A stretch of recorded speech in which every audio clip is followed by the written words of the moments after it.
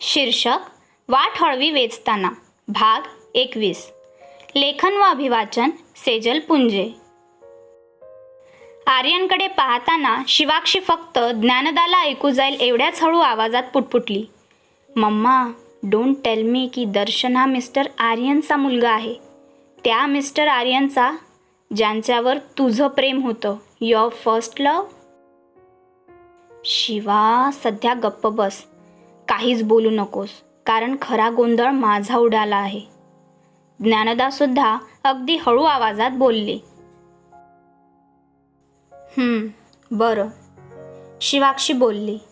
त्यानंतर त्या दोघीही आर्यन आणि दर्शनकडे एकटक बघत स्तब्ध उभ्या राहिल्या. आर्यनचं मात्र त्या दोघींकडे लक्षच नव्हतं. त्यामुळे तो दर्शन पुढे गुडघ्यावर बसून त्याच्याशी बोलत होता. दर्शू, आलास तू? आणि तू त्या मुलीची माफी मागितलीस की नाही? हो बाबा, मी सॉरी म्हटलं तिला आणि माझी चूक बिनदिक्कत मान्यसुद्धा केली. एवढेच नव्हे तर जेव्हा त्या ताईने माझी माफी मागितली तेव्हाही मी मनात कोणताही राग न बाळगता तिला इट्स ओके बोलून मोकळा झालो. दर्शन स्मित करत म्हणाला. वा, शाबास, that's like my champ. Aryan दर्शनच्या केसांना कुरवाळत म्हणाला. बाय द वे, तुला माहीत आहे, माझी त्या ताईशी मैत्रीसुद्धा झाली आहे बाबा. दर्शन उत्साहात बोलला. हो का, भारीच रे. आर्यन मंद हसला.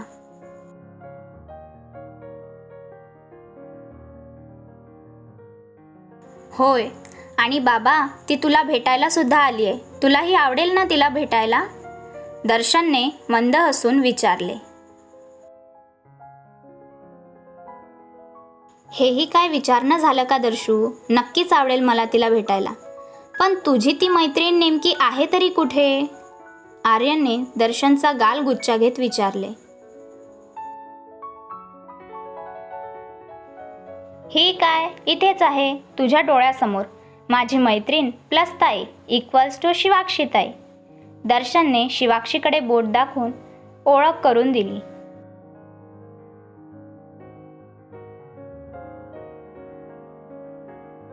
दर्शनने ज्या दिशेने इशारा केला तिकडे आर्यनने पाहिले तर त्याला दोन व्यक्ती उभे असल्याचे दिसले. पण त्याची नजर पहिल्यांदा शिवाक्षीवरच पडली आणि तिच्यावरच खिळून राहिली. विशेष म्हणजे त्याने नजर वर करून ज्ञानदाकडे पाहिले सुद्धा नाही व तो गालातल्या गालात मंद हसत शिवाक्षी जवळ गेला. तो शिवाक्षीला उद्देशून म्हणाला, हाय शिवाक्षी बाळा, तर तू आहेस माझ्या दर्शनची नवीन मैत्रीण. Nice to meet you. हो, nice to meet you too काका. शिवाक्षी थोडी गोंधळली होती म्हणून तिचे शब्द अडखळत होते. आर्यन शिवाक्षीला म्हणाला, बरं शिवाक्षी, दर्शनने तुला आधीच सॉरी म्हटलंय, तरीही त्याच्या वतीने मी परत एकदा तुझी माफी मागतो. सहसा तो ॲरोगंटली वागत नाही, पण काही बाबतीत तो जरा पॉझेसिव्ह आहे. म्हणूनच कदाचित शाळेत जेव्हा तू त्याच्या आवडत्या जागेवर बसली असणार तेव्हा तो थोडा हायपर झाला असेल. खरं तर एरवी तो कधीच आतेताईपणा करत नाही, मनात रागही ठेवत नाही. पण पठ्ठ्याने आज उगाच सूट घेण्याचा विचार मनात ठेवून तुमच्या डान्स टीचरकडे, अर्थात तुझ्या आईकडे तुझी खोटी तक्रार केली.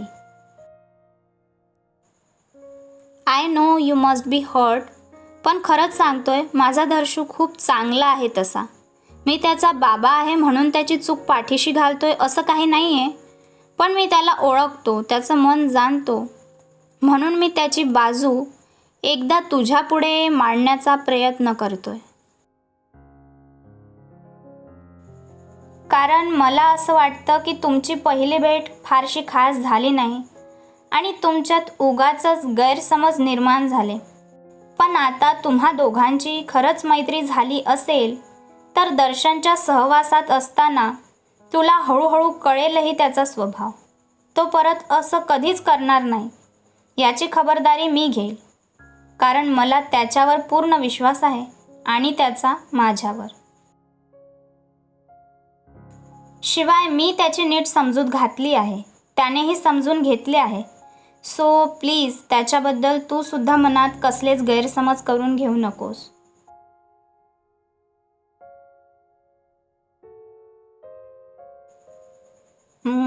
काका प्लीज, तुम्ही माफी नका मागू आणि काळजी नका करू. आमचे गैरसमज आता कायमचे दूर झालेले आहेत. गैरसमज आम्हा दोघात झाले होते आणि सॉर्ट आऊट सुद्धा आम्ही आमच्यात केलंय. आर्यनने दर्शनकडे पाहिले.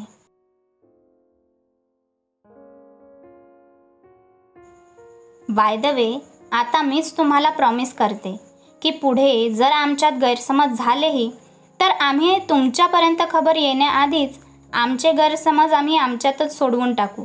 तुम्ही निश्चिंत राहा. माझं आणि दर्शनचं बोलणं झालं याविषयी आधीच. शिवाक्षी दर्शन आपुलकीने पाहत होते. आम्ही एकमेकांच्या मैत्रीचा मनस्वी स्वीकारही केला आहे. किंबहुना आमच्यात आता ना कोणते मतभेद आहेत ना कोणते गैरसमज राहिले आहेत. शिवाय त्याच्याशी जेव्हा पर्सनली मी बोलली तेव्हा कळलं की दर्शन खरंच किती सभ्य, शांत, सालस व साधा भोळा आहे ते. पहिल्या भेटीत जरी आमचं भांडण झालं असलं तरी आता सगळंच सॉर्ट आऊट झालंय. तिच्या डोळ्यात नितांत आपुलकी आर्यनला दिसत होती, म्हणून तिचा प्रत्येक शब्द त्याला पटत होता. तुम्ही त्याचे बाबा आहात म्हणून तुम्हाला त्याची काळजी वाटते हे मी समजू शकते, पण खरंच आमच्यात काहीच वादविवाद नाही उरला आणि तुमच्यासारखं मलाही वाटतं की he is a pure and kind soul. Shiva आर्यनला निश्चिंत करत बोलली.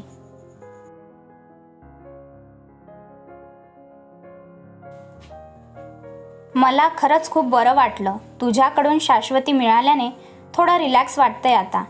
Anyways, thanks a lot for understanding him. Aryan कृतार्थता व्यक्त करत बोलला.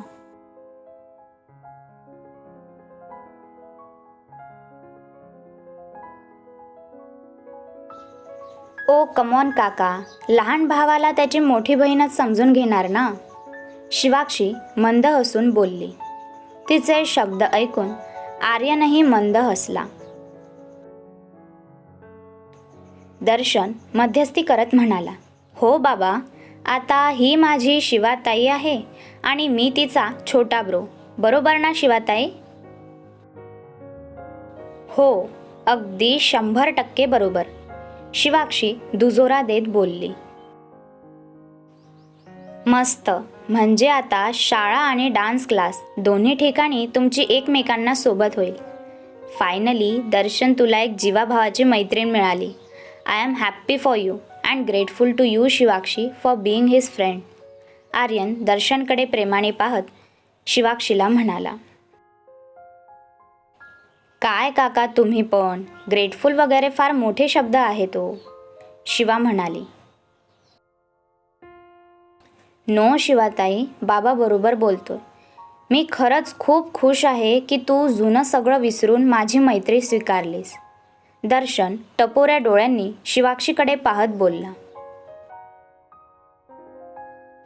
गप्प बस तू, उगाच हरभऱ्याच्या झाडावर चढवतोयस मला. दर्शनचे केस विस्कटत शिवाक्षी बोलली. बाबा, मला तर वाटतं की शिवाताईला नक्कीच आईने पाठवलं असणार. म्हणजे मी नेहमी आईकडे तक्रार करायचो ना, माझ्याशी कुणी मैत्री करत नाही अशी. तर दर्शनचे ते वाक्य ऐकून आर्यन मात्र चमकला. कदाचित आईने माझ्या तक्रारी ऐकल्या असतील आणि म्हणून तिने स्पेशली शिवाताईला माझ्याशी मैत्री करायला पाठवलं असेल, हो ना बाबा? दर्शन औत्सुक्याने बोलला, पण त्याने एकाएकी दर्शिकाचा उल्लेख केल्याने आर्यन गोंधळला. तो दर्शिकाच्या आठवणीत काही क्षणांसाठी पुरता गुंतून गेला. दर्शनचे शब्द ऐकून आर्यनचा एवढा गोंधळ उडाला होता की त्यावेळी दर्शनला काय उत्तर द्यावे हेच त्याला कळेना. पण तोपर्यंत शिवाक्षीने धुरा सांभाळली होती. ती दर्शनला म्हणाली, हो भावा, मला तुझ्या आईनेच पाठवलंय तुझ्याशी मैत्री करण्यासाठी, तुझ्यासोबत मिळून मौज मजा करण्यासाठी, तुझी काळजी घेण्यासाठी, तुझ्या खोड्या काढण्यासाठी, तुला उंदीर म्हणून चिडवण्यासाठी आणि तू रुसलास की तुझे लाड करण्यासाठी. सो बी रेडी, कारण तुझ्या बोरिंग लाईफमध्ये शिवाने एंट्री घेतली आहे. You will have only fun from now on.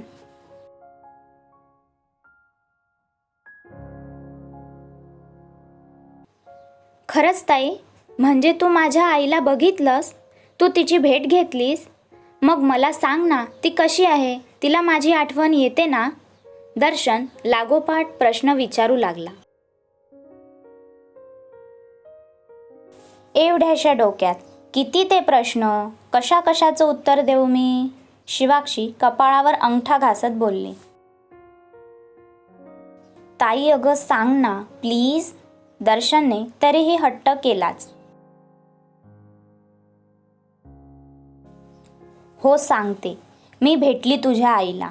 तुझी आई अगदी तुझ्याच सारखी आहे. अगदी चाफा जसा टवटवीत असतो ना, अगदी तशीच. महत्त्वाचं म्हणजे देवबाप्पाला भारी मात देते हं ती. दूर राहूनही तुझ्यावरती अक्षरशः जीव ओवाळून टाकते आणि त्यामुळे देवबाप्पाला सुद्धा जेलस फील होतं. दर्शन शांतपणे सगळं ऐकत होता. खरं तर तिलाही तुझी खूप काळजी असते रे, म्हणून ती कळत नकळत कधी हवेच्या झुळुकेतून, कधी सूर्याच्या किरणांतून, कधी पावसाच्या थेंबातून ती तुला भेटायला येते. तिला तुझी सोबत करता येत नाही ना, पण तरीही ती तुझ्या बाबाद्वारे तुझी काळजी घेत असते. शिवाक्षी दर्शनच्या केसातून हात फिरवत बोलली. तिचे शब्द ऐकून आर्यन मात्र अवाक झाला होता, पण त्याच क्षणी दर्शन फार खुश झाला होता. त्याच्या चेहऱ्यावरचे तेज त्याला झालेला अखंड आनंद व्यक्त करत होते. थोडक्यात त्याच्या आईला त्याची काळजी आहे हे त्याच्या बाबा व्यतिरिक्त आज शिवाक्षी सांगत होती. त्यामुळे आजपर्यंत त्याच्या बाबाने कधीच थापा मारल्या नसून त्याची आई खरंच त्याच्यावर प्रेम करते ही खात्री त्याला पटली होती. क्रमशः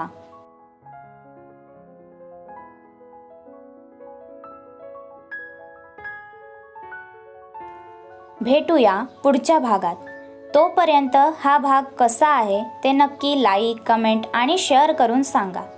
व्हिडिओ आवडल्यास हे चॅनल सबस्क्राईब करायला विसरू नका.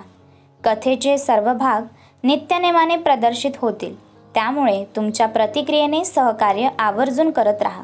Stay tune. धन्यवाद.